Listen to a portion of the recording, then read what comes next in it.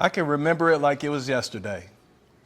It was a Saturday night. I was at home with my wife, and we were relaxing, and we were trying to find entertainment and something to do. So we did what the kids do. Everybody was watching podcasts and watching YouTube. So I said, Shelice, why don't we just scroll through YouTube, listen to some podcasts, and see what we found. And what we found was shocking. We heard negativity.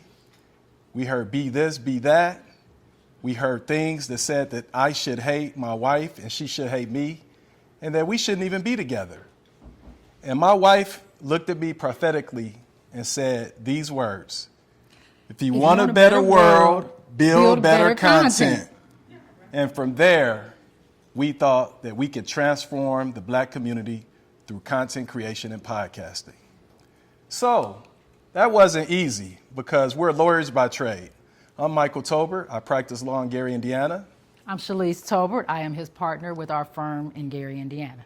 And some of you saw me outside and you saw me in suits. I'm normally in a suit. Jeans usually don't fit me too well.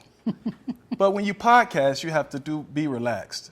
So we had to transform ourselves from stuffy, old suit and tie, suited and booted, to this. Sweatshirts, baseball caps, hoodies, and the things to make the audience comfortable. So those were the things that we had to do. And from that point, Married People's Business Podcast was born. Yes. And from there, we just didn't do that. We just didn't just create a podcast. We had to, because we're lawyers by trade, we love our research. We had to do the research to see if our hypothesis about content creation and the negativity that was being flown and pushed into our neighborhoods and our communities were real. So I did what any married man would do. I didn't contact Google. I contacted Wife GPT. So what did Wife GPT find? Well, since we are lawyers by nature, and then I'm pushing the GPT button. Okay. All right, go ahead.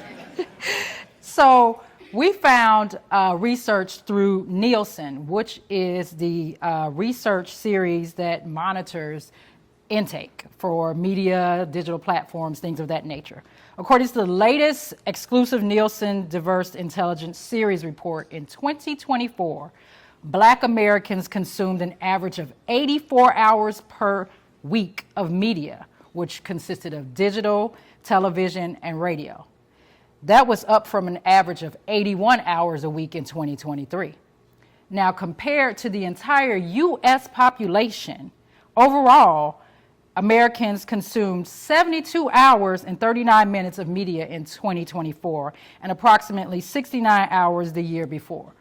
So Black Americans, we're consuming more than the average U.S. citizen. And not only are we consuming more, but we get our news from a variety of sources.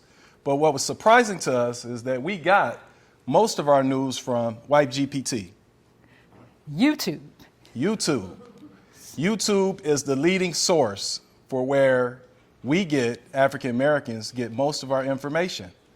Roughly 13% of Black audiences watch YouTube, and that is more than 10% of all U.S. viewers, and more than 63% of Black people receive YouTube and are targeted with YouTube ads. And most of them say that they buy ads and perfume and products and everything from YouTube.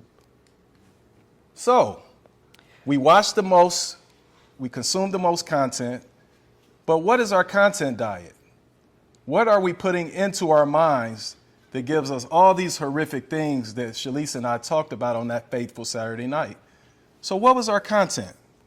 What do we consume? Well, Wife GPT. The Onyx Impact Report from 2024 discussed the sources of disinformation that was being put out to Black American content viewers.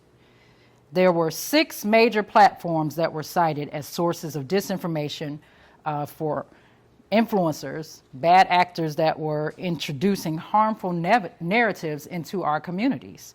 So some from the popular personalities that you see, the ones that are being thought to be truthful, that you would believe and have no reason to believe they're putting out disinformation, are part of these 6 major platforms.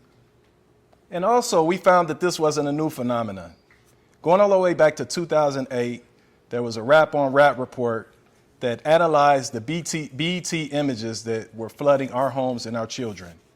And what we found was BET, and this was before most content creation, Facebook, and all the things that bombard us, even back in 2008, your children, our families, were receiving 27 instances per hour of sexualized content, and almost half of the content was sexual in nature. And that comes from a book by Tom Burrell that talks about these statistics and how they're harming our communities. So what does that tell us? So what do we do when we consume fatty foods, when we consume harmful diets, and we do put all these things in our bodies? Our minds are just as important as our bodies. So when we consume harmful content, then what occurs is it destroys our family unit, and this becomes a misnomer. And what are the results, white GPT, of the bad content? Well, if our family unit is broken, that means there are issues with marriages in the Black community. 48% of Black Americans are not or have never been married, compared to 29% of non-Black adults that have never been married. And divorce is more common between Black men and Black women than any other group. 38% and 38% more than any other group. So those are horrific stats. So why should we care about this? We should care about this because it impacts our community and our economies, because marriage is wealth in so many different ways. And Ray Dalio, one of the leading economists of Bridgewater Associates, he's a hedge fund owner, he talks about investments, but one of the things that we thought was most important is that one of the things that he says is your most important investment is who you choose to be with. 92% of millionaires are married. 92%. A lot of you want to go out and get married for them dollars right now, I see. So how can we change our content diet? These are our beloved friends, the Dumases. They're here with us today. And we did a podcast. Yes, you can clap. We did a podcast with the Dumases, and they're a magnificent, wonderful family, one of the best families you'll ever meet. And what we found was horrific. 313 views, 9 likes. And they gave us the blueprint on how to raise great kids. Same with our beloved mayor and the first lady. They talked about their family. They talked about leading the city. 1,000 views and only 19 likes. But we have a video about America's most miserable cities, and Gary was highlighted. And how many views? 3.9 views. 3.9 million 3.9 million views and 64,000 likes. So we can be intentional and change the algorithm, which is our charge to you all today. When people say, what can I do to change the algorithm? You don't have to be Neo. You don't have to be in the Matrix. It's easier than that. All you have to be is intentional. Just have to support, just have to like, and you just have to share good, wholesome, positive content. And the last biblical verse that I will leave with you is Matthew 13:58. And that verse talks about Jesus not being able to save or make miracles in his own hometown. And as a community, we're so caught up into fame and to popularity. But that next person that can influence our community and change our community could be right under your nose. But we just have to support them. So I ask you to take the charge, build a better world through better content, and we love you all. Take care.